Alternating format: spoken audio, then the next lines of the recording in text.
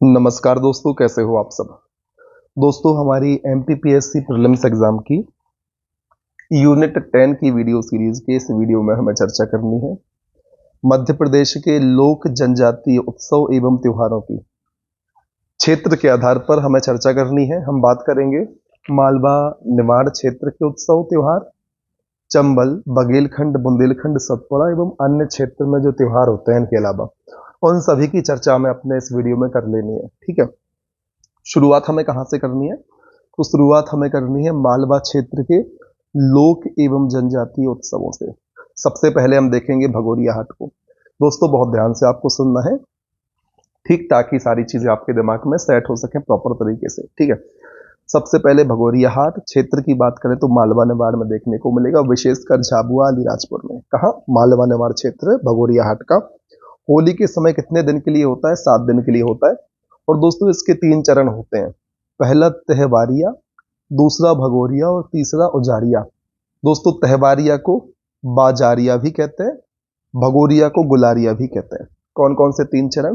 तहवारिया जिसे बाजारिया कहते हैं, भगोरिया जिसे गुलारिया कहते हैं एवं उजाड़िया। ये भगोरिया हाट के 3 चरण हैं। और दोस्तों, भगोरिया भंगोर देव के नाम पर तथा भंगोर गोत्रीय भीलों के द्वारा प्रारंभ किया गया। उम्मीद है इतनी चीजें क्लियर होंगी दोस्तों। ये तो हम देख चुके हैं। सबसे पहले तहवरिया होता है, फिर भगोरिया और फिर उजाड़िया। इस क्रम को भी आप ध्यान रख सकते हैं। फिर बारी आती है दोस्तों देवासा की। मध्य प्रदेश के पश्चिमी अंचल में बने अलीराजपुर क्षेत्र के आदिवासी भील भिलालों आषाढ़ या श्रावण माह की अमावस्या की संध्या को इंद्रदेव को प्रसन्न करने के लिए देवासा मनाते हैं। तो देवासा किससे संबंधित है? इंद्रदेव से संबंधित है। इंद्रदेव को बाबदेव भी कहते हैं। इस फैक्ट को भी आप ध्यान रख लें कि भाई इंद्रदेव को बाबदेव भी कहा जाता है। ठीक, उम्मीद है इतनी चीजें आपके लिए क्लियर होंगी। फिर बारी आती है जरौती की। दोस्तों, धार जिले के नालछा के आदिवासी अपने घर में अपने कुल देवता की पूजा हेतु जरौती त्योहार मनाते हैं। इतना आपको ध्यान रखना है। ठीक, जरौती कहाँ होता है? धार जिले को आपको ध्यान रखना है। और नालछा के, धार जिले के नालछा क्षेत्र के आदिवासी अपने घरों में श्रावणवदी अमावस्या के समय कुल देवता की पूजा हेतु जरौती त्योहार मनाते हैं। श्रावणवदी 30 अमावस्या आप ध्यान रख सकते हैं। जरौती, नालछा क्षेत्र, धार जिला आप याद रखें। फिर नवई, भील बाहुल्य क्षेत्र में नए अनाज की प्रथम उपयोग का त्योहार है नवई। कौन सा क्षेत्र? भील बाहुल्य क्षेत्र। सितंबर के प्रथम सप्ताह में यह त्योहार खरीफ की फसल की अगवानी में मनाया जाता है। नवई किसके द्वारा? भील बाहुल्य क्षेत्र में भील समुदाय के द्वारा। फिर गणगौर की बात करें तो दोस्तों, निमाड़ी क्षेत्र में महिलाओं का पर्व है। वर्ष में 2 बार चैत्र और भाद मास में मनाया जाता है। इसमें शिव पार्वती की आराधना की जाती है और 9 दिनों तक मनाया जाता है। क्या क्या ध्यान रखना है गणगौर उत्सव के बारे में? निमाड़ क्षेत्र का है, महिलाओं के द्वारा मनाया जाता है, शिव पार्वती की आराधना होती है और 9 दिनों तक चलता है गणगौर उत्सव। फिर बारी आती है संजा मामूलिया की। मालवा क्षेत्र में मनाया जाता है और कुंवारी लड़की द्वारा संध्या वंदन किया जाता है। संजा मामूलिया में किस क्षेत्र का है? मालवा क्षेत्र का। और कुंवारी या अविवाहित लड़की के द्वारा संध्या वंदन किया जाता है। फिर बारी आती है दोस्तों किसकी? फिर बारी आती है गोल गधेड़ो उत्सव की। निमाड़ और मालवा क्षेत्र में भील जनजाति के द्वारा मनाया जाता है और यह उत्सव होली के समय भगोरिया उत्सव के साथ मनाया जाता है। गोल गधेड़ो उत्सव कहाँ दोस्तों? निमाड़ प्लस मालवा क्षेत्र में मनाया जाता है भील जनजाति के द्वारा और भगोरिया उत्सव के साथ होली के समय मनाते हैं गोल गधेड़ों को। नीरजा की बात करें तो मालवा क्षेत्र में मनाया जाता है और गुजरात के गरबा से कौन सा प्रेरित है दोस्तों? नीरजा। आपको यह भी ध्यान रखना है, गुजरात के गरबा से प्रेरित है। मालवा क्षेत्र में मनाते हैं नीरजा को। हिंगोट मार की बात करें तो इंदौर जिले की गौतमपुरा में दिवाली के दूसरे दिन हिंगोट मार युद्ध का आयोजन। कहां? गौतमपुरा इंदौर में दिवाली के दूसरे दिन। इसमें 2 दल होते हैं, कलगी एवं तुर्रा। हिंगोट मार युद्ध के लिए हिंगोट नरियल जैसे फल के अंदर बारूद भरकर एक दल दूसरे दल पर फेंकता है। इतना आपको ध्यान रखना है। फिर पलासला की बात करें तो एक विकासखंड है मनावर, धार जिले में। तो इस विकासखंड के आदिवासी जनसमूह जून माह में पलासला त्योहार मनाते हैं और त्योहार दोस्तों फसल की अंकुरण क्षमता का पूर्व अनुमान लगाने के लिए मनाया जाता है। पलासला पर्व क्यों? जो फसल बोने वाली होती है, आगामी फसल की अंकुरण क्षमता, इसका पूर्व अनुमान लगाने के लिए पलासला पर्व मनाते हैं। कहां पर? मनावर धार में। फिर बात करते हैं दोस्तों बघेलखंड के लोक एवं जनजातीय उत्सव। सबसे पहले काकसार याद रख लें, नई फसल आने पर अबुझमाड़िया द्वारा यह पर्व मनाया जाता है बघेलखंड में। बहुरा चौथ की बात करें, मुख्य रूप से पिपहारी रीवा के आदिवासी द्वारा मनाया जाता है। आदिवासी महिलाएं अपने भाई के सुखद भविष्य हेतु बहुरा चौथ पर्व मनाती हैं। किसके लिए? भाई के सुखद भविष्य हेतु। ठीक, कहां पर? रीवा जिले के पिपहारी में। कर्मा नृत्य की बात करें तो दोस्तों दक्षिण पूर्वी मध्य प्रदेश और बघेलखंड में कर्मा नृत्य किन जनजातियों के द्वारा? गौड़ एवं बैगा जनजाति के द्वारा। दोस्तों जो कर्मा नृत्य है वह कर्म सैनी देवी और भगवान विश्वकर्मा को समर्पित है। महिला पुरुष दोनों भाग लेते हैं और वर्षा ऋतु को छोड़कर सभी ऋतुओं में किया जाता है कर्मा नृत्य। गौड़ बैगा आपको ध्यान रख लेना है। फिर दोस्तों कर्मा नृत्य की शैलियों की बात करें तो लंगड़ा, ठाडा, लेहकी, डोगस, जितिया, गोंडी और पुरबिया, ये आपको ध्यान रखना है। कोहबर की बात करें बघेलखंड में प्रचलित है, वैवाहिक अनुष्ठान का भित्ति चित्र है कोहबर, याद रखना है। भित्ति चित्र बुआ या मामी द्वारा बनाया जाता है। सबसे पहले कोहबर को याद रखें, क्या है? भित्ति चित्र है। फिर ध्यान रखें कहाँ का है? बघेलखंड का है और वैवाहिक अनुष्ठानों के समय इसको बनाया जाता है। फिर दोस्तों बड़ा देव उत्सव की बात करें, सुहागपुर शहडोल के समस्त आदिवासी गांव में बड़ा देव का उत्सव मनाते हैं। मार्च में किसी भी निश्चित तिथि को सामूहिक बैठक में तिथि निश्चित कर हम यह मनाते हैं। तो बड़देव की बात करें तो आपको सुहागपुर शहडोल याद रखना है। अब आपको कमेंट में ये बताना है कि सुहागपुर शहडोल किस चीज के लिए और प्रसिद्ध है। ठीक, फिर बुंदेलखंड क्षेत्र के जो जनजातीय उत्सव की बात करें तो नमन्ना पर्व नई फसल आने पर बुंदेलखंड में मनाते हैं, छोटी दीपावली कहते हैं। सुवारा भी बुंदेलखंड का है दोस्तों। असत्य पर सत्य की जीत के उद्देश्य से राक्षस की मूर्ति पर शिव पार्वती की मूर्ति रखकर यह पर्व आयोजित किया जाता है, सुवारा पर्व।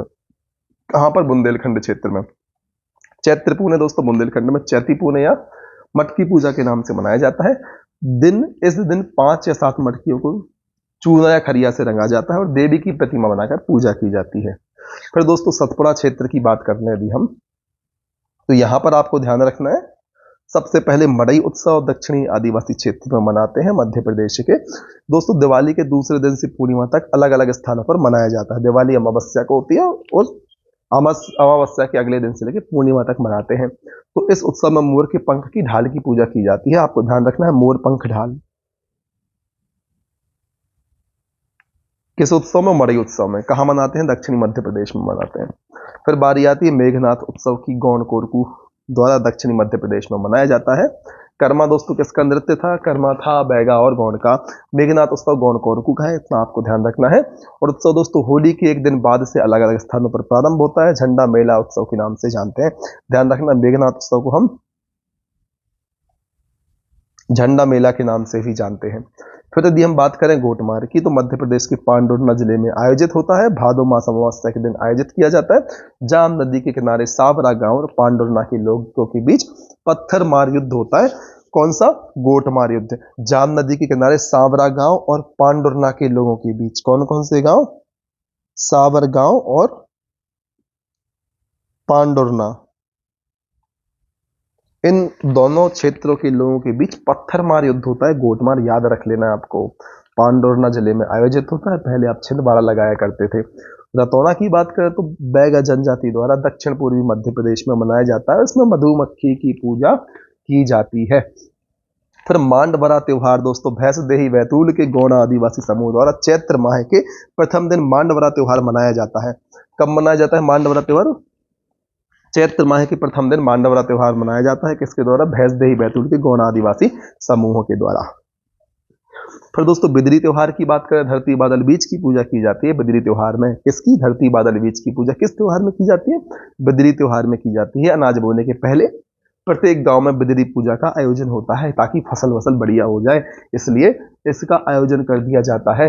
अब बात करते हैं दोस्तों हम अन्य क्षेत्र के लोक एवं जनजातीय उत्सवों की, जिसमें सबसे पहले बात की जाएगी गोवर्धन पूजा की, जिसके बारे में आप सभी लोग पहले से ही जानते हैं कि दिवाली के एक दिन बाद से 5 दिन तक गोबर से गोवर्धन की प्रतिमा बनाकर पूजा की जाती है और जिन जिन के घरों में ये आयोजन होता है कमेंट सेक्शन में जरूर बता देना। ठीक दोस्तों, यह गोवर्धन पर्वत और गोधन से संबंधित है और संपूर्ण मध्य प्रदेश में मनाया जाता है गोवर्धन पूजा। फिर गाय गोहरी की बात करें तो लगभग संपूर्ण मध्य प्रदेश में दिवाली के अगले दिन गाय गोहरी त्योहार मनाया जाता है। इसको खिड़की या खिचड़ी, खिड़का या खिचड़ी भी कहते हैं दोस्तों, ध्यान रखना है। गाय गोहरी को हम क्या कहते हैं? खिड़का या खिचड़ी भी कहा जाता है।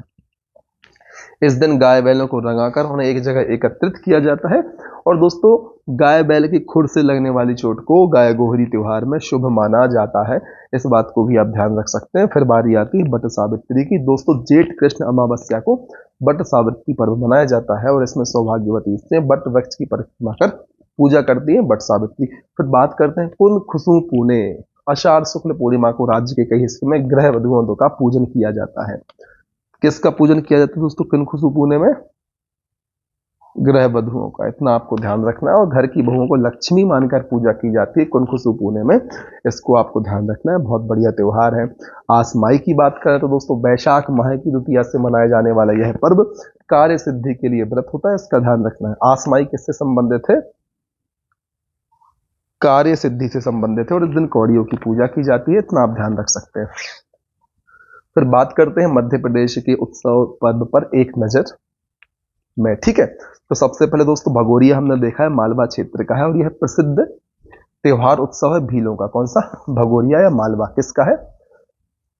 भगोरिया उत्सव किस क्षेत्र में होता है? मालवा क्षेत्र में होता है। किसका है? भीलों का त्योहार है। गणगौर की बात करें तो मालवा निमाड़ का त्योहार है और शिव पार्वती की पूजा की जाती है गणगौर में। गणगौर किस क्षेत्र का है? मालवा निमाड़ क्षेत्र का है और शिव पार्वती की इसमें पूजा की जाती है।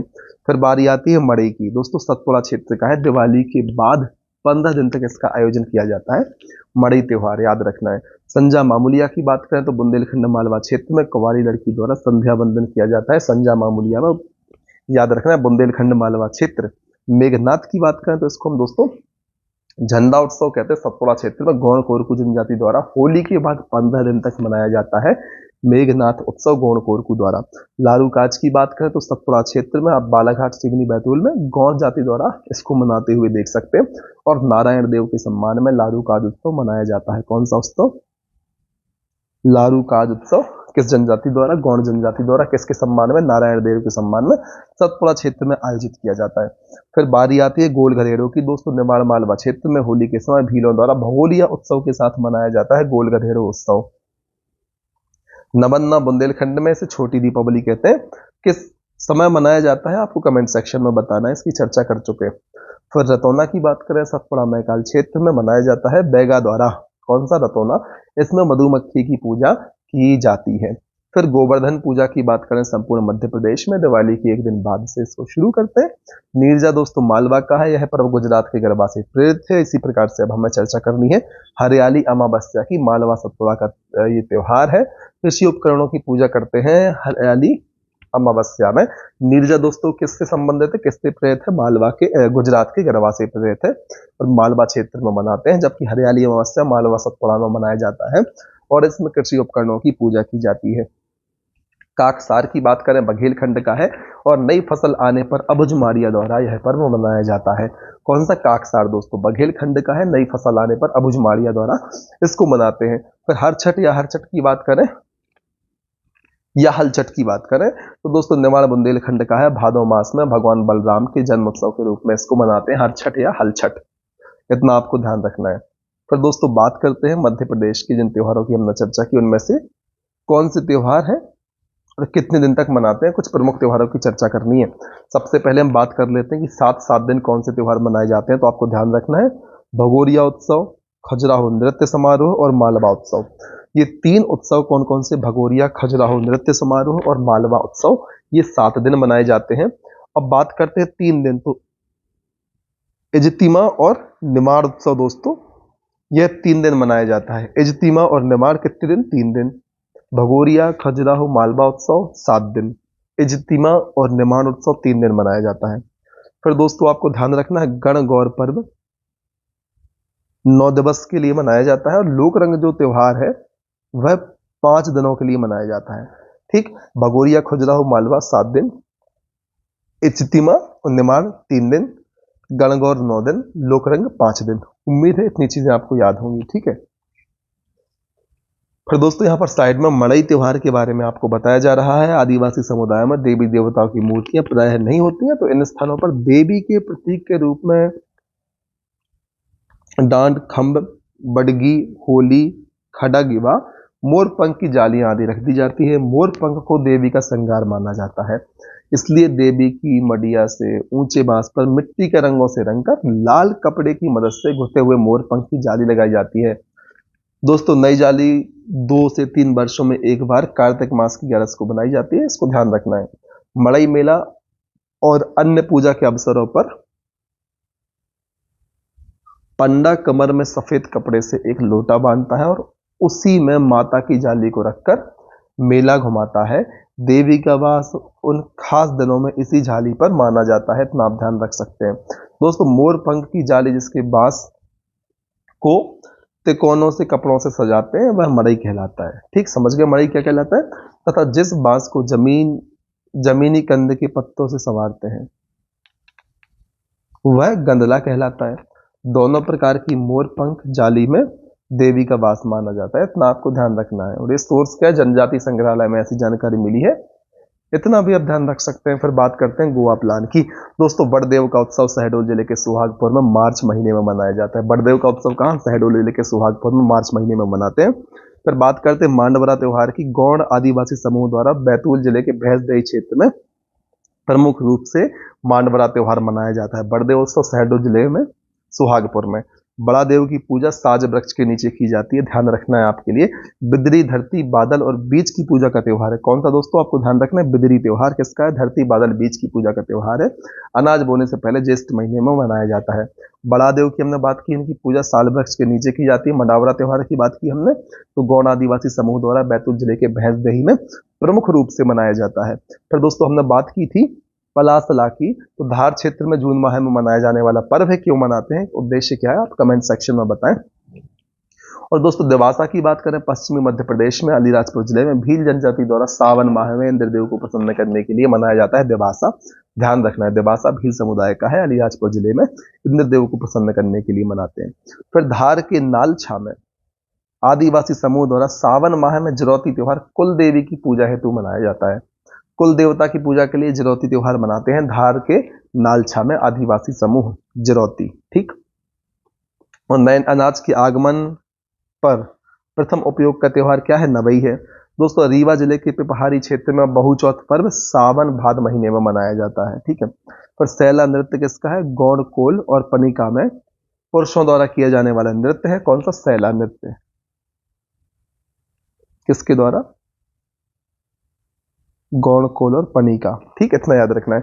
पिथौरा चित्रकला में विशेष रूप से घोड़ों को बनाया जाता है और कुछ इतिहासकारों की मान्यता है दोस्तों भगोरिया की शुरुआत राजा भोज के समय हुई थी। ठीक है, फिर गल उत्सव की बात करें, भील जनजाति का मनौती पर्व है जो होली के समय मनाया जाता है। गल उत्सव किसका है, भील जनजाति का मनौती पर्व है जो किस समय मनाया जाता है, होली के समय मनाया जाता है, इतना आपको ध्यान रखना है। और देवासा भी भील जनजाति का है।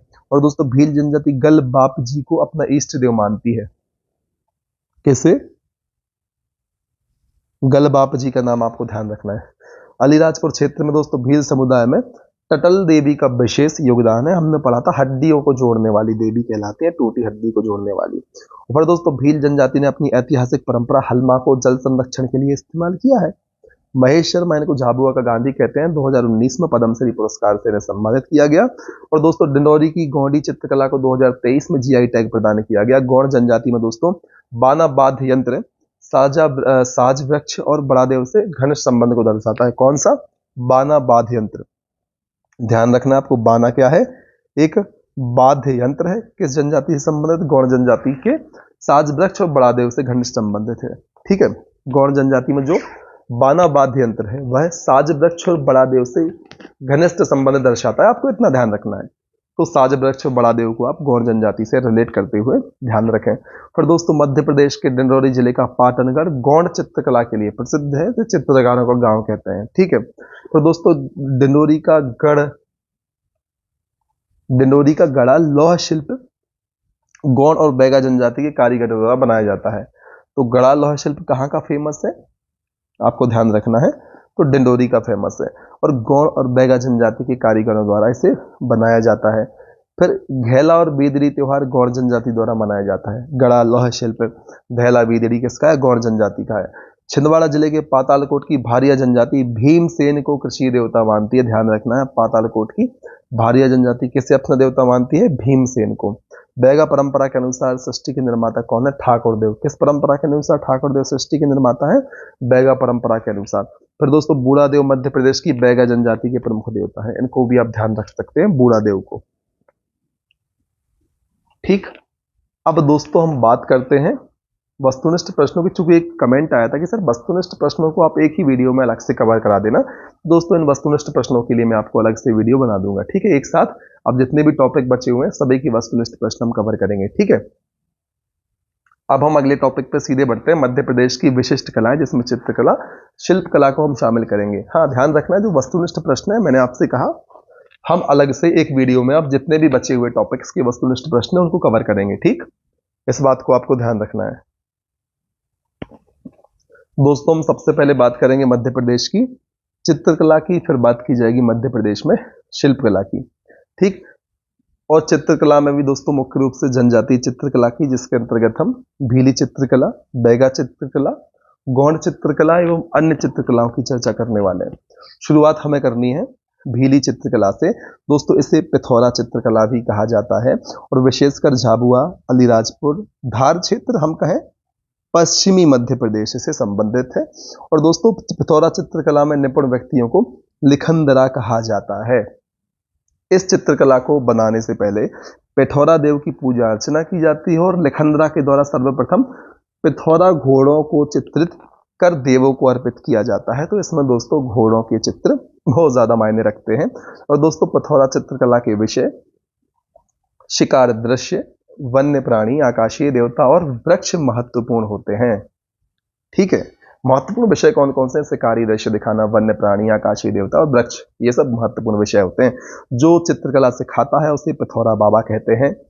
ठीक है, और दोस्तों पिथौरा के प्रमुख कलाकारों की हम बात करें तो पेमा फत्या भील, भूरीबाई पिटोल, भूरीबाई झेर, डब्बू बारिया, गंगूबाई अमलिया, गीता बारिया, जम्बू सेहगढ़, कुसोबाई, लाडोबाई, राम सिंह, रमेश कटारा, शांति भूरिया, सबिता बारिया, सुनीता भाभोर प्रमुख कलाकार हैं पिथौरा के। ठीक है, हमने क्या क्या देखा, भीली चित्रकला को कहते हैं पिथौरा चित्रकला, पश्चिमी मध्य प्रदेश के क्षेत्र में देखी जाएगी, निपुण व्यक्तियों को लिखंदरा कहते हैं, और पिथौरा देव की पूजा अर्चना की जाती है इसमें।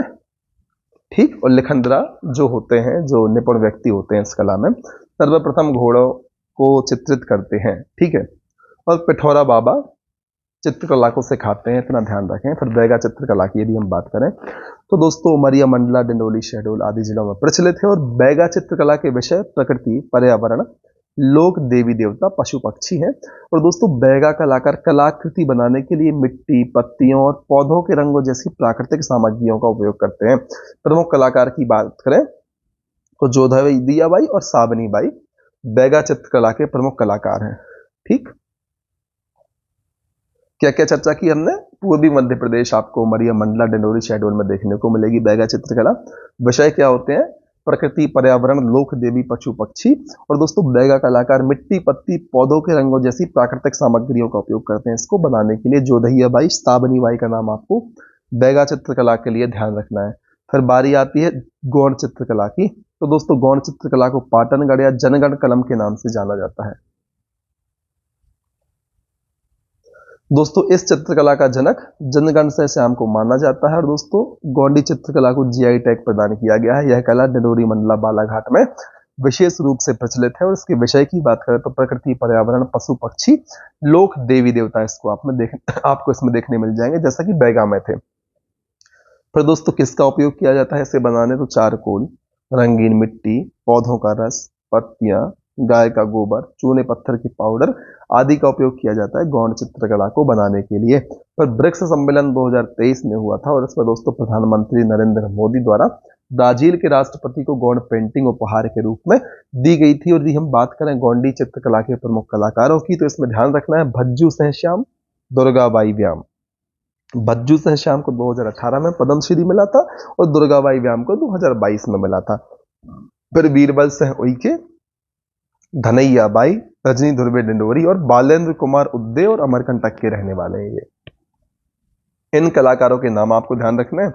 अब बात करते हैं जनजातीय चित्रकला और अलंकरण की। तो यहाँ पर दोस्तों 3 चित्रकला अलंकरण आपके सामने है। डिगना चित्रकला और नोहडोरा को आप ध्यान रखें किससे संबंधित है, गौड़ जनजाति से संबंधित है। कौन सी, डिगना और नोहडोरा। गोदना की बात करें तो बैगा, गौड़, कोल, उरांव, ये गोदना से संबंधित हैं जनजातियां। कौन कौन सी, बैगा, गौड़, कोल और उरांव। ठीक है, सबसे पहले बात करते हैं डिगना की। दोस्तों एक गौड़ी चित्रकला का ही रूप है जो शादी, विवाह और अन्य उत्सव के समय घर की दीवारों या फर्शों पर ज्योमेट्रीय पैटर्न पर चित्रित किया जाता है। कौन सा, डिगना। डिगना में आपको ज्योमेट्रीय पैटर्न याद रखना है।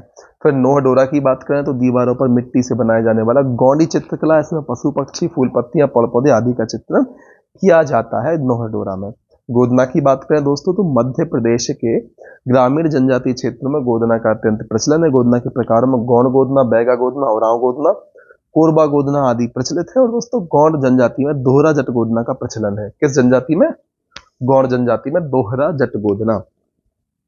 फिर बात करते हैं मध्य प्रदेश में रियासती दौर में चित्रकला की कितनी शैलियां विकसित हुई, 3 शैली विकसित हुई, मालवा शैली, ग्वालियर शैली और बुंदेलखंड शैली। मालवा शैली की बात करें तो दोस्तों बाघ की गुफाओं में चित्रित शैली से इसकी शुरुआत मानी जाती है। इसके बाद जैन धर्म के कल्पसूत्र चित्रण से चित्रकला की गतिविधियां प्रेरित रही हैं। मालवा शैली के अंतर्गत हम चर्चा कर रहे हैं। और दोस्तों 15वीं शताब्दी के आसपास वैष्णव और श्रीनाथ समुदाय का इस पर प्रभाव रहा। ग्वालियर शैली की बात करें तो दोस्तों ग्वालियर शैली का विकास तोमर राजाओं के संरक्षण में हुआ। अंग्रेजों के इस आगमन के बाद इसके संरक्षण और संवर्धन के फलस्वरूप नई पटना शैली का निर्माण हुआ था। इसको भी ध्यान रख सकते हैं आप।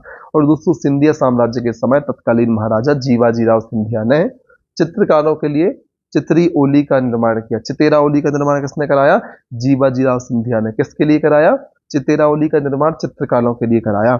इतना आपको ध्यान रखना है ग्वालियर शैली के बारे में। ठीक, अब चर्चा करते हैं बुंदेली शैली की। तो दोस्तों दतिया के तत्कालीन राजा सुंगजीत सिंह के संरक्षण में राजस्थानी शैली का अनुसरण कर बनाई नई शैली को बुंदेली शैली कलम कहा गया। इतना ध्यान रखना है। सुंगजीत सिंह के संरक्षण में दतिया से संबंधित थे ये। राजस्थानी शैली का अनुसरण करके बुंदेली शैली कलम को तैयार किया गया, शुरुआत की गई इसकी। 1590 ईस्वी में ओरछा के नरेश इंद्रजीत सिंह ने ग्वालियर के कलाकारों को आश्रय देकर केशव दास की रसिक प्रिया का चित्रांकन करवाया था। इंद्रजीत सिंह को ध्यान रखना आपको, ओरछा से संबंधित है और इन्होंने केशव दास की रसिक प्रिया का चित्रांकन करवाया था। तो दोस्तों बुंदेली चित्रकला को बढ़ावा देने में चंदेल शासकों का योगदान रहा है। और दोस्तों इस चित्रकला के प्रमुख केंद्रों की बात करें, बुंदेली चित्रकला के प्रमुख केंद्रों की बात करें तो ओरछा, तालबेहट, धुबेला ताल, गुरसराय, 8 भैया जागीर, टोडी, समथर और अमरगढ़ रहे हैं। इनको भी आपको ध्यान रखना है। ठीक दोस्तों, अब चर्चा करते हैं मध्य प्रदेश में लोक चित्रकला की। सबसे पहले तो आपको यह ध्यान रखना है कि कौन सी चित्रकला किस क्षेत्र से संबंधित है। ठीक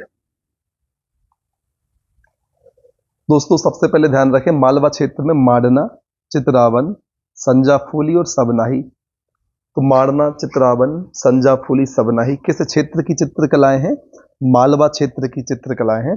प्रश्न पूछा जा सकता है कि निम्न में से कौन सी मालवा क्षेत्र की चित्रकला है। तो आपको ध्यान रखना पड़ेगा, 4 विकल्पों में से एक होगा मालवा क्षेत्र और दूसरे 3 अन्य विकल्प होंगे अलग अलग दूसरे अन्य क्षेत्रों की चित्रकलाओं से संबंधित। तो ध्यान रखना है माडना, चित्रावन, संजाफूली और सबनाही कहाँ की है, मालवा क्षेत्र की। माडना, चित्रावन, संजाफूली और सबनाही मालवा क्षेत्र। सबसे पहले तो आपको इतना ही ध्यान रखना है, तो उसकी डिटेलिंग आपको बाद में ध्यान रखनी है। ठीक, ध्यान तो उसको भी रखना है लेकिन पहली प्राथमिकता के साथ आपको क्षेत्र याद रखने हैं। जैसे निमाड़ क्षेत्र में आपको जरौती, थापा, ईरत और पागल्या देखने को मिलेगी। तो जरौती, थापा, ईरत और पागल्या किस क्षेत्र की चित्रकलाएं हैं, निमाड़ क्षेत्र की चित्रकलाएं हैं। कौन सी, जरौती, थापा, ईरत और पागल्या। अब दोस्तों बुंदेलखंड की चित्रकला जो यहाँ पर दी हुई है, नौरता, थापा, ईरत, पागल्या, ये गलत है, ये निमाड़ क्षेत्र की चित्रकलाएं हैं। बुंदेलखंड क्षेत्र की चित्रकलाएं दोस्तों यहाँ पर नौरता, नवरत, मोरते, मोर मुरैले, सुरैतिया और मामूलिया हैं। तो इनकी चर्चा हम अलग से कर लेंगे, उनको भी आपको ध्यान रखना है। फिर दोस्तों बघेलखंड क्षेत्र में आपको कोहबर, छठी चित्र, तिलंगा और न्यूराना में देखने को मिलेगा। तो कोहबर, छठी चित्र, तिलंगा और न्यूराना में आपको क्या ध्यान रखना है, बघेलखंड की चित्रकलाएं हैं। कौन कौन सी, कोहबर, छठी चित्र, तिलंगा और न्यूराना में, इनको आप ध्यान रखें। ठीक, अब हम विस्तार से थोड़ी थोड़ी चर्चा कर लेते हैं। सबसे पहले बात करते हैं मालवा क्षेत्र की चित्रकलाओं की। तो माडना सबसे पहले ध्यान रखें दोस्तों, दीपावली के समय भूमि पर विभिन्न रंगों के साथ गेरू व छुई मिट्टी की सहायता से घरों के आंगन में बनाई जाती है माडना। ठीक, दिवाली के समय मालवा चित्र। चित्रावन दोस्तों, मालवा में विवाह के समय घर की दीवारों पर गेरू व हल्दी की सहायता से भित्ति चित्र बनाते हैं, उसे चित्रावन कहते हैं। संजा फुली मालवा में कुंवार महीने में कुंवारी लड़कियों द्वारा बनाए गए भित्ति चित्र। संजा फूली, याद रखना है, मालवा में कुंवारी लड़कियां बनाती हैं। सबनाही की बात करें तो मालवा क्षेत्र में श्रावण मास में गोबर से चित्रांकन, इसका उद्देश्य होता है बाधाओं संकटों को रोकना, इसका सबनाही का, इसको आपको ध्यान रखना है। ये तो हो गई दोस्तों मालवा क्षेत्र की चित्रकलाएं। अब बात करते हैं निवाड़ क्षेत्र में। तो जरौती दोस्तों, निवाड़ क्षेत्र में सावन मास की हरियाली अमावस्या को भित्ति चित्र बनाया जाता है, उसे कहते हैं जरौती। ठीक, जरौती, हरियाली अमावस्या, ध्यान रखना है आपको। थापा की बात करें तो निवाड़ में गेरू रंग की सहायता से दीवारों पर हाथ का थापा लगाया जाता है। ईरत की बात करें, निवाड़ क्षेत्र में विवाह के अवसर पर कुल देवी का भित्ति चित्र बनाकर पूजा की जाती है ईरत में।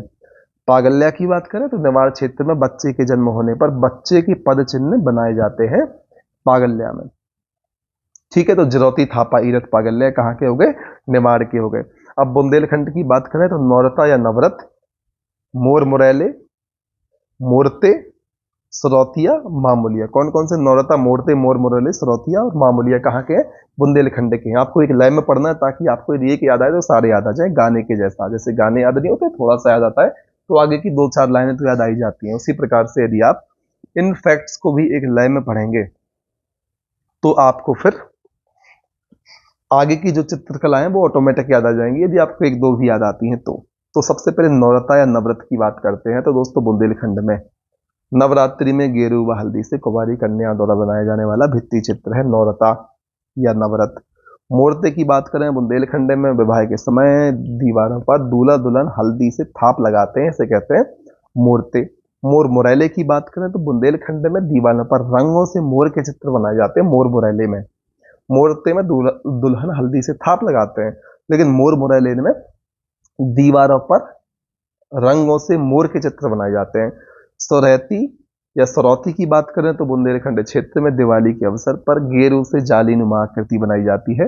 मामूलिया दोस्तों, बुंदेलखंड में नवरात्रि में गोबर से कुमारी कन्या द्वारा बनाया जाने वाला भित्ति चित्र है। तो मामूलिया और नौरता तो हो गए दोस्तों नवरात्रि के। फिर बारी आती है बघेलखंड की। तो कोहबर, छठी चित्र, तिलंगा, न्यूराना में अग्रोहन या बरायन, ये कहाँ की लोक चित्रकलाएं हो गई, बघेलखंड की हो गई। अब कोहबर क्या है, सामान्यतः विवाह अवसर पर वर वधू की बुआ मामी के द्वारा रंगीन भित्ति चित्र बनाते हैं कोहबर। छठी चित्र बच्चे के जन्म के छठे दिन छठी माता का गेरू से भित्ति चित्र बनाया जाता है। तेलंगा में दोस्तों कोयले में तिल के तेल को मिलाकर तिलंगा का भित्ति चित्र बनाते हैं। न्यूराना में दोस्तों भाद्र मास में सुहागिन महिला द्वारा भित्ति चित्र बनाया जाता है। बरायन या अग्रोहन की बात करें तो वधू मंडप में विवाह के अवसर पर बनाए जाने वाला भित्ति चित्र है बगरायन, अग्रोहन या बरायन। ठीक है, अब बात करते हैं मध्य प्रदेश की लोक एवं जनजातीय शिल्पकलाओं की। इसमें दोस्तों बांस शिल्पकला, खराद शिल्पकला, धातु शिल्पकला, प्रस्तर शिल्पकला, गुड़िया शिल्पकला, मिट्टी शिल्पकला एवं अन्य शिल्पकलाओं की चर्चा हमें करनी है। ठीक है, सबसे पहले बात करते हैं बांस शिल्पकला की। तो मध्य प्रदेश की दोस्तों विभिन्न जनजातियों द्वारा बांस की कलात्मक वस्तुओं का निर्माण किया जाता है। और क्षेत्र की बात करें तो झाबुआ, मंडला, बैतूल, उमरिया में आपको बांस शिल्पकला देखने को मिलेगी। और दोस्तों बांस शिल्पकला से निर्मित वस्तुएं आकर्षक खिलौने, सजावट की वस्तुएं, नाइट लैंप, टोकरियां आदि आपको देखने को मिलेंगी। ठीक, ये तो हो गई चर्चा बांस शिल्पकला की। फिर बात करते हैं खराद या काष्ठ शिल्पकला की। तो इसमें दोस्तों खैर, सरई, सफेदा, शीशम आदि लकड़ियों की सहायता से खिलौने व सजावट की सामग्रियां बनाई जाती हैं। किसमें? खराद या काष्ठ शिल्प कला में। ठीक है, इसमें गोंद, जिंक पाउडर व विभिन्न रंगों का उपयोग किया जाता है। किसमें? खराद या काष्ठ शिल्प कला में। इसके प्रमुख क्षेत्र दोस्तों बुधनी, श्योपुर, रीवा व शहडोल आपको देखने को मिलेंगे। ठीक, क्षेत्र आप याद रख लें, क्या उनकी विशेषताएं होती हैं, किन किन सामग्रियों का इसमें उपयोग किया जाता है, उनको आप जरूर याद रख सकते हैं। ठीक, और यहाँ पर आपके लिए इन चित्रों के माध्यम से भी चीजों को कुछ कुछ स्पष्ट करवाने का प्रयास किया जा रहा है। अब बात करते हैं धातु शिल्प कला की। तो दोस्तों सतना के उचेहरा कस्बे में कांसे के प्रसिद्ध बटलोही नामक पात्र बनाए जाते हैं। कहां पर? बटलोही नामक पात्र यदि आ जाए कांसे के, तो आपको उचेहरा सतना को याद रखना है। और दोस्तों बेल मेटल मूर्तियों की बात करें तो दतिया और टीकमगढ़ को याद रखना है। फिर पत्थर प्रस्तर शिल्प कला की बात करें तो दोस्तों पत्थरों पर विभिन्न प्रकार की जो कलाकृतियां हैं वह मंदसौर व रतलाम में आपको देखने को मिलेंगी।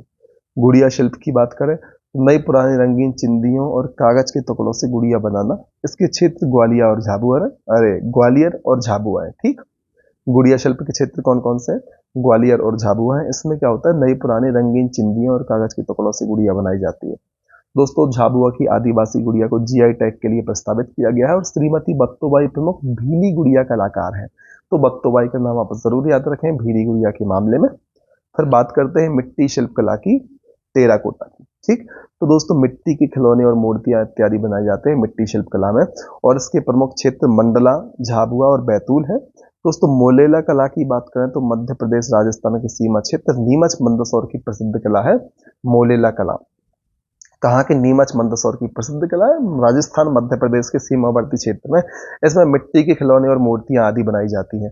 जूट शिल्प कला की बात करें तो दोस्तों मध्य प्रदेश के कारीगरों ने जूट हस्तशिल्प में अपनी खास जगह बना रखी है, और मध्य प्रदेश के इंदौर, भोपाल, ग्वालियर और रीवा जिले में मुख्य रूप से आपको जूट के शिल्प देखने को मिल जाएंगे।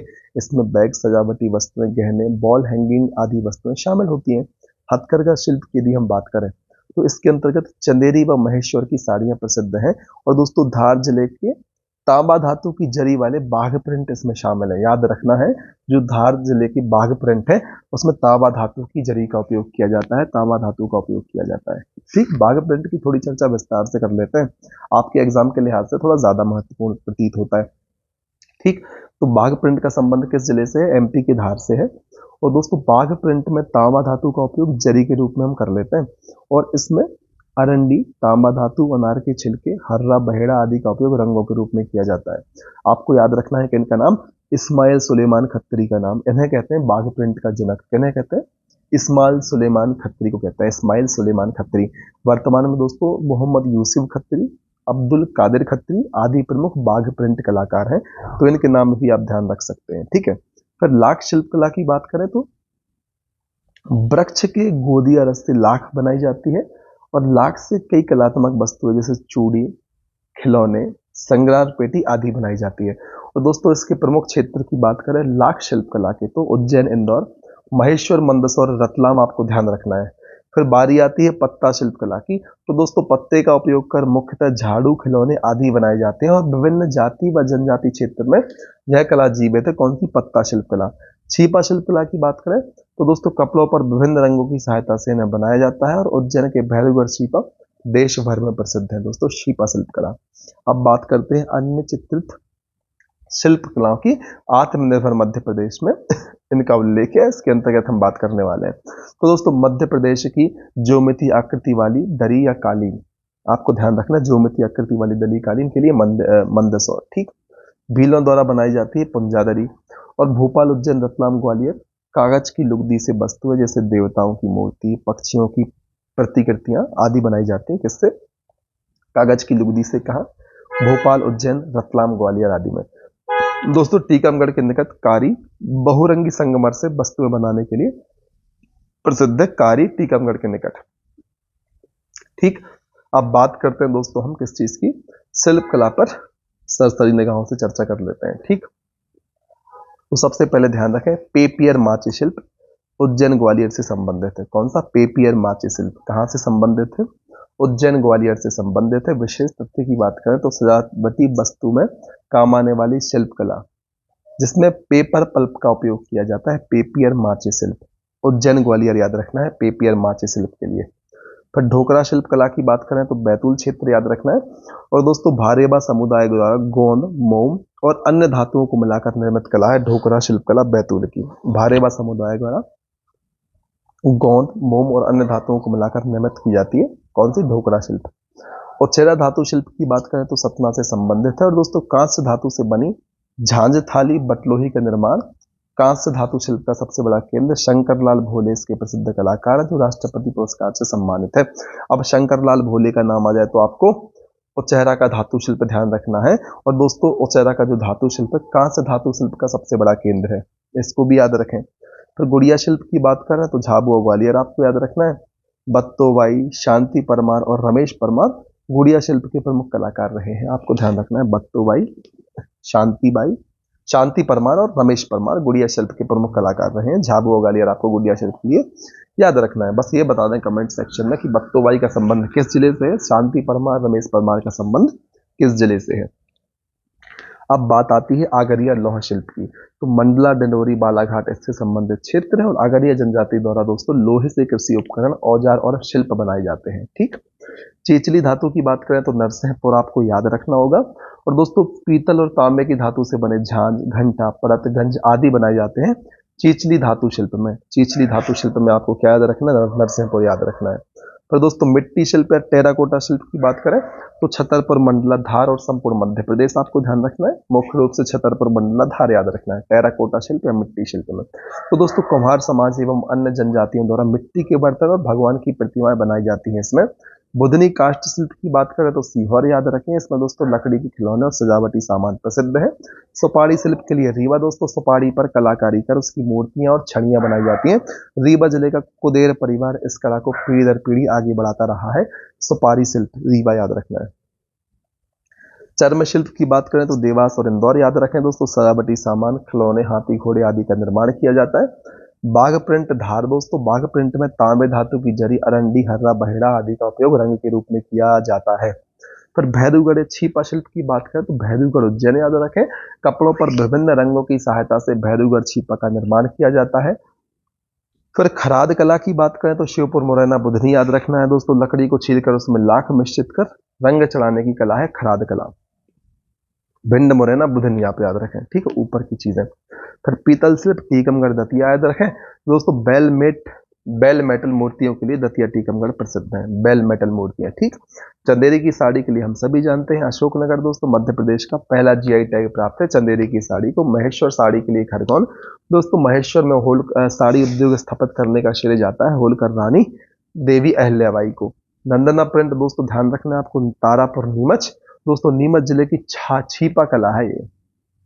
छीपा कला मतलब कपड़ा कला है कौन सी? नंदना प्रिंट। इसका उपयोग भील जनजाति अधिक करती है। बाटिक प्रिंट उज्जैन, दोस्तों इसको भी जीआई टैग प्राप्त है।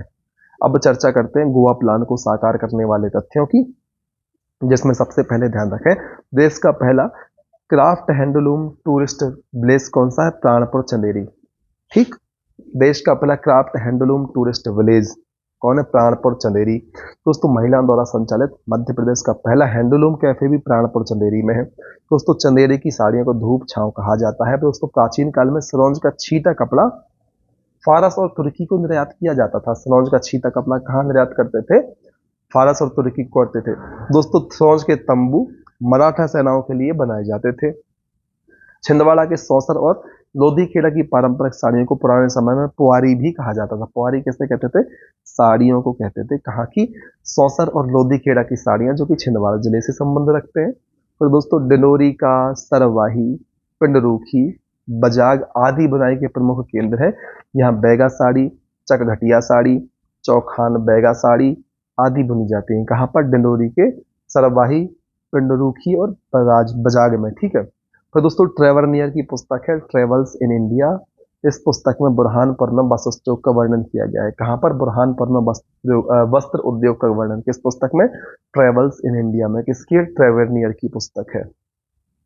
फिर दोस्तों अबुल फजल ने आयन अकबरी में बुरहानपुर के वस्त्र उद्योग का वर्णन किया है। तो आयन अकबरी और ट्रेवल्स ऑफ इंडिया, इन दो पुस्तकों में आपके लिए देखने को मिल जाएगा बुरहानपुर के वस्त्र उद्योग का वर्णन। फिर बारी आती है दोस्तों प्राचीन काल में बुरहानपुर में टकसाल अर्थात बुरहानी रुपया बनाने का उल्लेख मिलता है।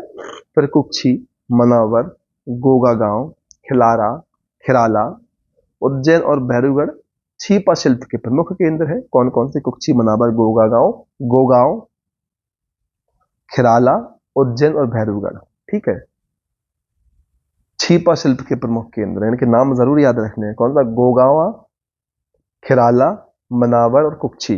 फिर दोस्तों स्वतंत्रता के पूर्व तत्कालीन इंदौर राज्य के गौतमपुरा, सांवेर, देपालपुर आदि में कपड़ा रंगाई का कार्य होता था। याद रखना है आपको, इंदौर जिले में गौतमपुरा, सांवेर, देपालपुर आदि में कपड़ा रंगाई का काम होता था।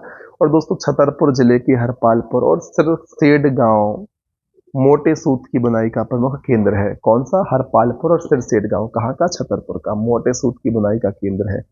फिर दोस्तों निमाड़ के रेशम उद्योग के संबंध में डोवर ने अपनी पुस्तक monograph on the silk industry of central province में वर्णन किया है।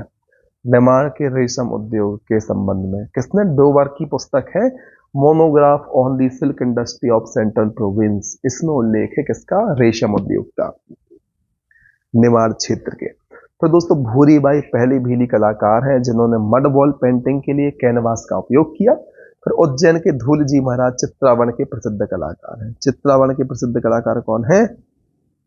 उज्जैन के धूलजी महाराज, याद रखना है। फिर दोस्तों मृगनयनी एम्पोरियम की बात करें तो मध्य प्रदेश सरकार ने लघु उद्योगों के विकास के लिए मृगनयनी एम्पोरियम 1961 में स्थापित किए ताकि लघु उद्योगों को बढ़ावा मिल सके। और दोस्तों इन्हें कहते हैं मध्य प्रदेश का प्रतिबिंब। मुख्यालय है भोपाल में स्थित। अब बारी आती है कंफ्यूजिंग पॉइंट की। तो दोस्तों मोर मुरैला और मोर इला ये बुंदेलखंड बघेलखंड दोनों में प्रचलित है। बरायन, अगरोहन, दहेंगर बुंदेलखंड बघेलखंड दोनों में प्रचलित है। माडना की बात करें तो मालवा और निमाड़ दोनों में प्रचलित है। तो आपको इनको लेकर कंफ्यूज नहीं होना है। मोर मुरैला और मोराइला ये बघेलखंड बुंदेलखंड के हैं। बरायन, अगरोहन और दहेंगर ये भी बघेलखंड बुंदेलखंड दोनों में प्रचलित है। और दोस्तों माडना मालवा निमाड़ दोनों में प्रचलित है। अब दोस्तों यहाँ पर फिर से वस्तुनिष्ठ प्रश्न हमारे समक्ष है। चूंकि आप में से काफी लोगों ने कहा था प्रश्न एक साथ ले लें, तो अब सारे वस्तुनिष्ठ प्रश्न जितने भी अध्याय बचे हुए हैं उनको हम अलग से एक वीडियो में कवर करेंगे। ठीक, उम्मीद है इतनी चीजें आपको क्लियर होंगी। इसके बाद हमें चर्चा करनी है मध्य प्रदेश की भाषा, बोली एवं साहित्य की। तो इस टॉपिक को भी हम इस ही अपने वीडियो में कवर करने वाले हैं ताकि जल्दी से जल्दी इस सीरीज को खत्म किया जा सके, ताकि एग्जाम के पहले एक बार आप इसका रिवीजन भी कर सके। ठीक है, तो दोस्तों सबसे पहले आपको करना क्या है, इस मैप में अलग अलग बोलियों के क्षेत्र देखने हैं, जैसे कि ब्रजभाषा क्षेत्र, बघेली क्षेत्र, गोंडी बोली क्षेत्र, कोरकू बोली क्षेत्र, निवाड़ी बोली क्षेत्र, मालवी बोली क्षेत्र और बुंदेलखंडी बोली क्षेत्र, ताकि आप एक मोटा मोटा अनुमान लगा सके बोलियों के बारे में कि किस क्षेत्र में कौन सी बोली बोली जाती है। ठीक, या किस बोली के अंतर्गत कौन कौन से जिले संभवतः आते होंगे। क्षेत्र के हिसाब से तो आप जानते ही हैं कि बुंदेलखंड में बुंदेलखंडी, मालवा क्षेत्र में मालवी, निमाड़ क्षेत्र में निमाड़ी, बघेलखंड में बघेली बोली जाती होगी। तो आप जिलों का अनुमान लगा सके। ठीक, इसलिए आपको वो मैप देखना थोड़ा जरूरी हो जाता है।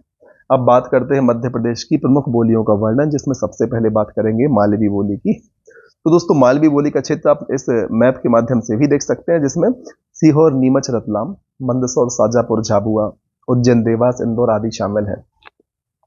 यदि बात करें कि मालवी बोली का विकास कहां से हुआ, तो राजस्थानी हिंदी के शौर सैनी अपभ्रंश से हुआ है विकास मालवी बोली का। और दोस्तों मालवी साहित्यकार की बात करें तो आपको श्रीनिवास जोशी, चंद्रशेखर दुबे, ललिता राबल, डॉक्टर पूरन सहगल, बाल कवि बैरागी का नाम ध्यान रखना है साहित्यकारों में। फिर दोस्तों मालवी की उपबोलियों की बात करें तो उमठवाड़ी, खानदेशी, भीली, रतलामी मालवी की उपबोलियां हैं।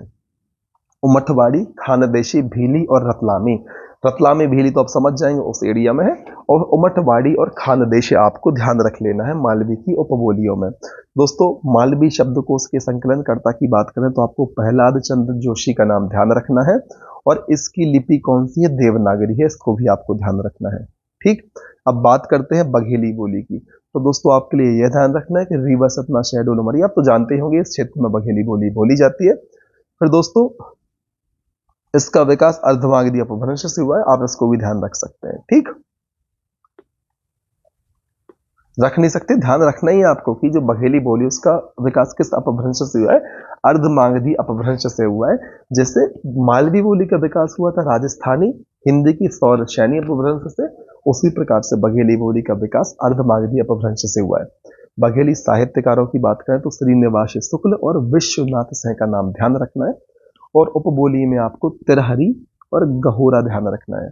बघेली की उपबोलियां कौन कौन सी हैं? तिरहरी और गहोरा। और दोस्तों बघेली शब्दकोश के संकलनकर्ता कौन है? श्रीनिवास शुक्ल है। इनका नाम भी आपको ध्यान रखना है। अब विद्यार्थियों को कंफ्यूजन कहाँ होता है कि अगर राष्ट्रीय हिंदी दिवस, विश्व हिंदी दिवस और विश्व मातृभाषा दिवस कब मनाते हैं? तो राष्ट्रीय हिंदी दिवस तो भारत का बच्चा बच्चा जानता है, 14 सितंबर को मनाया जाता है। और विश्व हिंदी दिवस आप लोग जानते हैं कि भाई 10 जनवरी को हम मनाते हैं। और मातृभाषा दिवस अभी आने वाला है 21 फरवरी, आपके एग्जाम के 5 दिन बाद। आप इसको ऐसे ही याद करें कि 5 दिन बाद आपके एग्जाम के मातृभाषा दिवस आएगा, विश्व मातृभाषा दिवस आएगा। विश्व हिंदी दिवस हमने देखा 10 जनवरी, राष्ट्रीय हिंदी दिवस की चर्चा हमने 14 दिसंबर ऑलरेडी कर दी है। फिर जॉर्ज इब्राहिम ग्रियर्सन की बात करें तो दोस्तों बुंदेली भाषा का नामकरण जॉर्ज ग्रियर्सन ने किया था, ध्यान रखना है। किस भाषा का नामकरण किया था? बुंदेली भाषा का नामकरण किया था। और दोस्तों यह आयरलैंड के निवासी और प्रमुख भाषा वैज्ञानिक थे। इन्होंने भारत में रहकर मैथिली, बंगाली, निमाड़ी और बुंदेली भाषा को बढ़ावा दिया है, जॉर्ज इब्राहिम ग्रियर्सन ने। फिर बुंदेली बोली की बात करें तो दोस्तों क्षेत्र है दतिया, अशोकनगर, सागर, जबलपुर। नहीं दोस्तों, दतिया अशोकनगर, सागर, छतरपुर बोलना था, जबलपुर मेरे मुंह से गलती से निकल आया। दमोह, पन्ना आदि, ठीक। दतिया, शहडोल, दतिया, अशोकनगर, सागर, छतरपुर, दमोह, पन्ना बुंदेली बोली के क्षेत्र है। तो दोस्तों विकास की बात करें तो हिंदी भाषा के सौरसेनी अपभ्रंश से बुंदेली बोली का विकास हुआ है। साहित्यकार की बात करें तो जगनिक, ईश्वरी, गंगाधर व्यास, महेश कटारे का नाम आपको ध्यान रखना है। किन किन का नाम ध्यान रखना है? जगनिक, ईश्वरी, गंगाधर व्यास, महेश कटारे बुंदेली बोली के प्रमुख साहित्यकार हैं। और लोंधाती और खटोला इसकी उपबोलियां हैं। दोस्तों बुंदेली शब्दकोश के संकलन करता है महेश कटारे, और सर्वाधिक विस्तार मध्य प्रदेश में बुंदेली बोली का ही है। और नामकरण तो हमने देख ही लिया है, जॉर्ज ग्रियर्सन ने किया था, ठीक। फिर बारी आती है निवाड़ी बोली की। तो क्षेत्र है खंडवा, खरगोन, धार, देवास, बड़वानी, झाबुआ, इंदौर आदि निवाड़ी बोली। और दोस्तों पश्चिमी हिंदी के सौरसेनी अपभ्रंश से निवाड़ी बोली का भी विकास हुआ है। जिस प्रकार से दोस्तों हिंदी के सौरसेनी अपभ्रंश से हुआ था किसका? बुंदेलखंडी बोली का। अर्धमागधी से हुआ था किसका? बघेलखंडी बोली का। हम बात कर रहे हैं निमाड़ी की। तो निमाड़ी के प्रमुख साहित्यकार श्री राम परिहार, महादेव प्रसाद, संत सिंगाजी, प्रभाकर चौबे। कौन ध्यान रखना है? श्री राम परिहार, महादेव प्रसाद चतुर्वेदी, संत सिंगाजी और प्रभाकर चौबे नेवाड़ी बोली के साहित्यकार हैं। उपबोलियों की बात करें यदि हम, तो आपको बारेला, भीली, बेजारी, गुरबी और बटगुंडी याद रखना है निवाड़ी बोली में। विशेष तथ्य की भी बात की जाए तो निवाड़ी शब्दकोश के संकलन करता है राम नारायण उपाध्याय। और दोस्तों 19 सितंबर याद रखना है, 19 सितंबर को निवाड़ी दिवस मनाया जाता है। और जॉर्ज अब्राहम ग्रियर्सन ने निवाड़ी भाषा को दक्षिणी राजस्थानी कहा है। किसने कहा है? जॉर्ज ग्रियर्सन ने निवाड़ी भाषा को दक्षिणी राजस्थानी कहा है। और दोस्तों निवाड़ी भाषा का साहित्य नामक पुस्तक श्री राम परिहार द्वारा लिखी गई है। कंफ्यूज नहीं होना, निवाड़ी भाषा का इतिहास किसने लिखी है पुस्तक? श्री राम परिहार ने लिखी है। और निवाड़ी शब्दकोश के संकलन करता कौन है? राम नारायण उपाध्याय है, ठीक है। दोनों नाम में राम आ रहा है इसलिए कंफ्यूज नहीं होना। ब्रजबोली की बात करें तो उत्तरी मध्य प्रदेश में भिंड, मुरैना, ग्वालियर क्षेत्र में देखने को मिलेगी। मैप में हमने देखा था, विकास हुआ है सौरसेनी अपभ्रंश से। साहित्यकार की बात करें तो हम सभी बचपन में पढ़ चुके हैं, सूरदास, मीराबाई, रहीम और रसखान को। यदि बात करें उपबोलियों की तो तौरधारी, लोधधारी और शिकरवारी। कौन कौन सी? तौरधारी, लोधधारी, शिकरवारी किसकी उपबोलियां हैं? ब्रजभाषा की उपबोलियां हैं। तो दोस्तों ब्रजभाषा के शब्दकोश के संकलनकर्ता कौन से हैं? राम शरण गौर हैं। राम शरण गौर इनका नाम ध्यान रखना है। ब्रज शब्दकोश के संकलनकर्ता राम शरण गौर। और दोस्तों हिंदुस्तानी शास्त्रीय संगीत में सर्वाधिक इस ही भाषा, किस भाषा बोली का प्रयोग हुआ है? तो ब्रज भाषा का प्रयोग हुआ है। तंवरधारी की बात करें दोस्तों तो चंबल नदी के किनारे बसे भिंड, मुरैना के आसपास के कुछ इलाकों को तंवरधार कहा जाता है। और इस इलाके में बोली जाने बोली को तंवरधारी कहते हैं। और दोस्तों यह भाषा बुंदेली और भदावरी के काफी नजदीक मानी जाती है। कौन सी? ब्रजभाषा। भदावरी की बात करें तो दोस्तों यह भाषा ग्वालियर और चंबल संभाग के कुछ क्षेत्र में बोली जाती है। कौन सी? भदावरी। कहाँ? ग्वालियर और चंबल संभाग के कुछ क्षेत्रों में भदावरी का प्रयोग होता है। और यह भाषा राजस्थान ब्रज और बुंदेली भाषा के मिश्रण से बनी हुई है। इतना आपको ध्यान रखना है। अब बात करते हैं मध्य प्रदेश की राजभाषा की। तो दोस्तों आधिकारिक भाषा हिंदी है, अर्थात राज्य की कार्य हेतु हिंदी को आधिकारिक भाषा का दर्जा प्राप्त है। और दोस्तों वर्ष 1976 में आया था राजभाषा अधिनियम। इसके तहत भाषा के आधार पर का वर्ग में शामिल राज्यों की राजभाषा हिंदी थी और हिंदी ही का वर्ग मध्य प्रदेश इस अधिनियम के अंतर्गत का वर्ग में शामिल था। और यहाँ पर सारे राज्य लिखे हुए हैं कि इसमें किस किस को शामिल किया गया था। मध्य प्रदेश, बिहार, उत्तर प्रदेश, हरियाणा, उत्तराखंड, राजस्थान, बिहार आदि राज्यों को का वर्ग में शामिल किया गया था 1976 के राजभाषा अधिनियम के अंतर्गत। ठीक, उम्मीद है इतनी चीजें आपको एकदम क्लियर होंगी। अब हमें चर्चा करनी है मध्य प्रदेश में जनजातियों की प्रमुख बोलियों की। तो बैगानी दोस्तों कौन सी जनजाति बोलती है? बैगा जनजाति बोलती है। बैगा जनजाति किस क्षेत्र में पाई जाती है? तो डिंडोरी, मंडला, बालाघाट, शहडोल, अनूपपुर यहाँ पाई जाती है बैगा जनजाति। भरियाटी या भरनोटी भारिया जनजाति की, या पातालकोट छिंदवाड़ा आपको क्षेत्र याद रखना है, भरियाटी या भरनोटी। कोलिहारी की बात करें तो जनजाति है कोल, सीधी शहडोल की क्या है? यह इस क्षेत्र में बोली जाती है, प्रमुख क्षेत्र है इसके। ठीक, कोलिहारी कोल की, प्रधानी प्रधान की है, मंडला डिडोरी आपको ध्यान रखना है।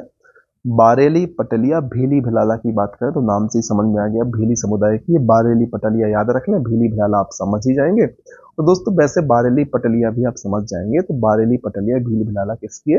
भील जनजाति की है। रतलाम, धार, झाबुआ, राजपुर क्षेत्र में आपको यह बोली देखने को मिल जाएगी। जिस क्षेत्र में संबंधित जनजाति रहती है उसी क्षेत्र में आपको उसकी बोलियां देखने को मिल जाएंगी। ठीक, फिर दोस्तों गौंडी, मंडलाही, पारसी, डोरली और भतरी गौंड समुदाय की हैं, तो इनको आप जरूर याद रखना। मंडलाही, पारसी, डोरली, भतरी। ठीक, मंडलाही, पारसी, डोरली, भतरी के समुदाय की बोली है, गौंड की है। और दोस्तों इसका क्षेत्र में ये बोली जाती है छिंदवाड़ा, सिवनी, बालाघाट, मंडला, डिंडोरी, होशंगाबाद। कोरकू की बात करें तो निहाली और मोवासी किसकी वो बोली है? कोरकू की है बोली। कोरकू की बोली, कोरकू डायरेक्ट लिखा हुआ है। इसको भी उपवर्गों में बांटा गया है, कौन कौन से? निहाली और मोवासी। तो इसको आपको ध्यान रखना है। क्षेत्र आप कोरकू वाला क्षेत्र लगा लें, बैतूल, होशंगाबाद, छिंदवाड़ा, खंडवा, खरगोन। उम्मीद है इतनी चीजें आपको क्लियर होंगी। और यहाँ पर मैप के माध्यम से आपके लिए कुछ अन्य स्थानीय बोलियों की लोकेशन को लोकेट करके बताया गया है। जैसे तवरदारी, भदावरी कहाँ पर है? उत्तरी मध्य प्रदेश में। खटोली, गरोहा, गहोरा, कोलियारी, बनाफरी, बैगानी, लोधी बोली, भरनोटी बोली, निहाली, बरेली बोली किस किस क्षेत्र में बोली जाती है उनके बारे में आपके लिए यहाँ पर बताने का प्रयास किया गया है।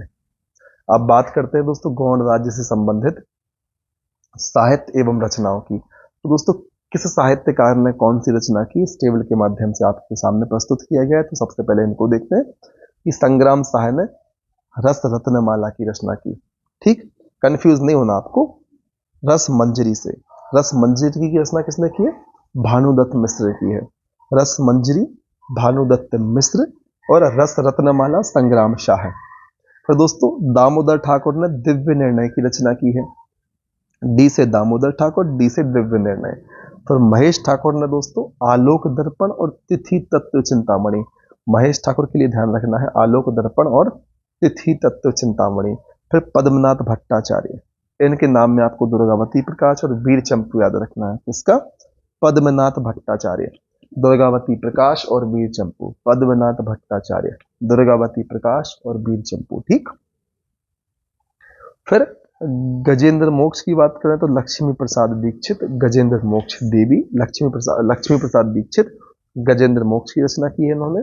रूपनाथ झा की बात करें तो गणेश नृप वर्णनम, इसकी रचना की है रूपनाथ झा ने। फिर बारी आती है वीर वाजपेयी की। तो वीर वाजपेयी में आपके लिए प्रेम दीपिका, सुदामा चरित्र याद रखना है। वीर वाजपेयी, प्रेम दीपिका और सुदामा चरित्र। हृदय शाह की बात करें तो हृदय कौतुक और हृदय प्रकाश की रचना की है। ठीक, इनके नाम आप जरूर याद रखें। यदि आप भूल गए तो एक बार फिर से वीडियो को थोड़ा सा पीछे करके देखें तो शायद आपको सारे नाम ध्यान रह जाएंगे आपके एग्जाम तक। लक्ष्मी प्रसाद दीक्षित, गजेंद्र मोक्ष, रूपनाथ झा, गणेश नप वर्णनम। इसी प्रकार से वीर वाजपेयी की प्रेम दीपिका और सुदामा चरित्र आप ध्यान रखें। बाकी नाम भी आप ध्यान रखें। रस रत्नमाला संग्राम शाह की, रस मंजरी भानुदत्त मिश्र की, दिव्य निर्णय दामोदर ठाकुर की, आलोक दर्पण तिथि तत्व चिंतामणि महेश ठाकुर की। अब अन्य विशेष तथ्यों की यदि हम बात करें तो दोस्तों ओराव जनजाति द्वारा बोली जाने वाली बोली को करखू कहा जाता है। ओराव जनजाति कौन सी बोली बोलती है? करखू बोलती है। फिर दोस्तों इसी प्रकार से मध्य प्रदेश के बैतूल छिंदवाड़ा पांडुरना क्षेत्र में पवारी या भोयरी बोली बोली जाती है। कौन सी? पवारी या भोयरी बोली बोली जाती है बैतूल छिंदवाड़ा पांडुरना क्षेत्र में। फिर दोस्तों गौड़ी मध्य भारत की प्रमुख जनजातीय भाषा है। भीली आर्य भाषा परिवार से संबंधित है। गौड़ी द्रविड़ भाषा परिवार से संबंधित है। और इसी प्रकार से कोरकू जो है ऑस्ट्रो एशियाई भाषा परिवार की मुंडा शाखा की भाषा है। और दोस्तों गौड़ी बोली के लिए प्रयुक्त लिपि कौन सी? देवनागरी। तो सबसे पहले आपको ध्यान रखना जो भीली भाषा है वह किससे संबंधित है? आर्य भाषा परिवार। जो गौड़ या गोंडी बोली है वह द्रविड़ भाषा परिवार से संबंधित। और कोरकू किससे संबंधित है? ऑस्ट्रो एशियाई भाषा परिवार से संबंधित है। इसी प्रकार से दोस्तों आपको ध्यान रखना है कि मध्य प्रदेश सरकार द्वारा गोंडी भाषा को प्राथमिक शिक्षा में शामिल किया गया है। ठीक, इसी प्रकार से अब बात करेंगे हम मध्य प्रदेश में लोक साहित्य की। लेकिन दोस्तों इस वीडियो को हम यहीं रोकते हैं। अगले वीडियो से हम चर्चा करेंगे मध्य प्रदेश में लोक साहित्य की। तब तक के लिए आपको बने रहना है हमारे साथ, लगातार मेहनत करनी है और तब तक नहीं रुकना है दोस्तों जब तक आपको आपका लक्ष्य प्राप्त नहीं होता। जय हिंद, वंदे मातरम।